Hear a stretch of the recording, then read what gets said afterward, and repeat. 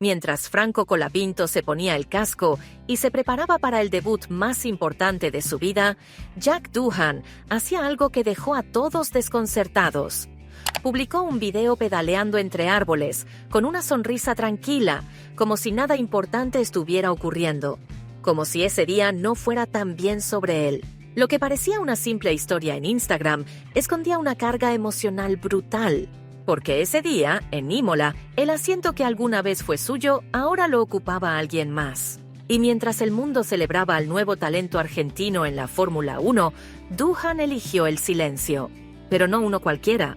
Eligió hablar sin decir una palabra, mostrando que, aunque lo bajaron del auto, no le quitaron la voz. Hay algo casi poético y cruel en cómo se dio todo.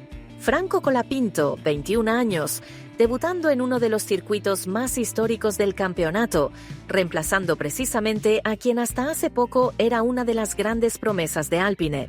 Y mientras los comentaristas hablaban de futuro, talento y nueva sangre en la parrilla, Jack estaba solo, lejos de la pista, en un entorno que nada tenía que ver con el rugido de los motores.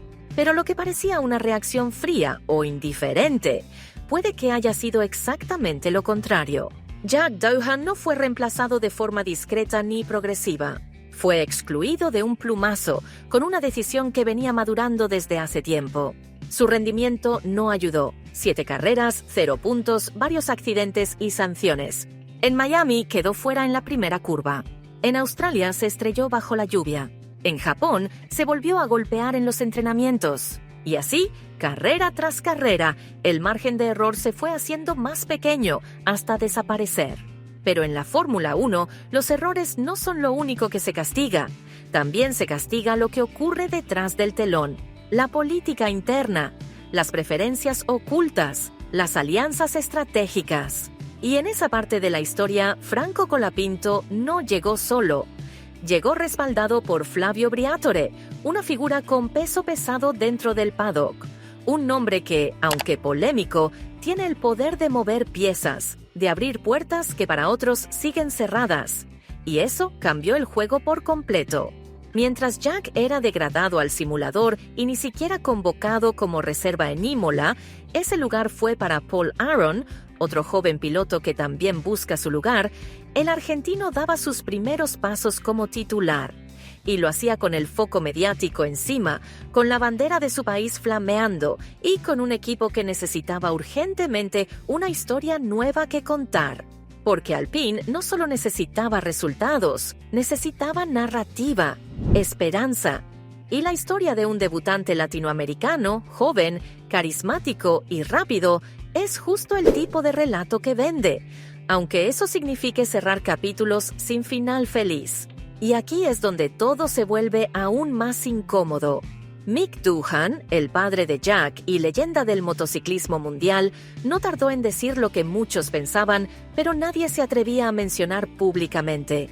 Según él, Alpine se convirtió en un equipo de pilotos de pago, y aunque sus palabras fueron medidas, el mensaje era claro: la decisión no fue solo deportiva. Lo dijo con resignación, pero también con desdén. Habló del talento de su hijo, de los buenos desempeños en clasificación, de cómo había mostrado velocidad real, pero luego soltó la bomba. Esto es la Fórmula 1. Una frase que, en este contexto, suena menos como una descripción del deporte y más como una acusación. Porque todos sabemos lo que significa cuando alguien dice eso con ese tono. Significa que hay cosas que no se ven, que hay decisiones que se toman por conveniencia, no por mérito, que hay nombres que pesan más que tiempos en pista y que, a veces, el talento no alcanza si no tienes las conexiones adecuadas. Pero volvamos a Imola.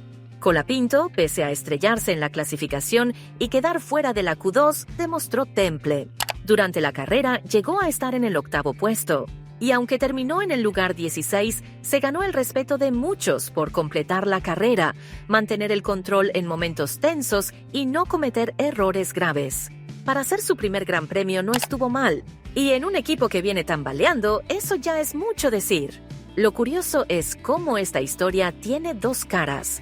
Por un lado, la celebración del nuevo héroe argentino. Por el otro, la ausencia silenciosa del piloto desplazado. Dos historias que se cruzan en el mismo equipo, en el mismo fin de semana, y que representan dos formas opuestas de enfrentar la presión.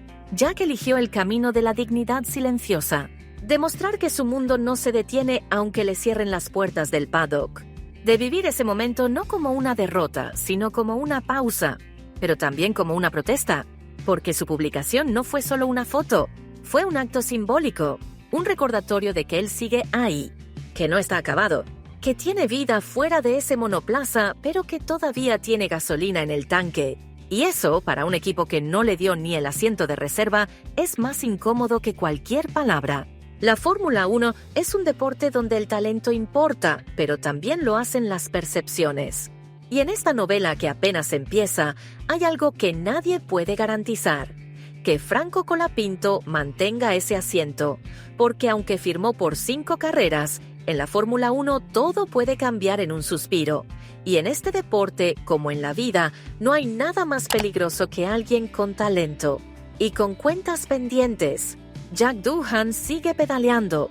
No sabemos hacia dónde, pero está claro que no ha frenado. Y si hay algo que dejó claro ese domingo en Imola, es que no está dispuesto a ser olvidado tan fácilmente.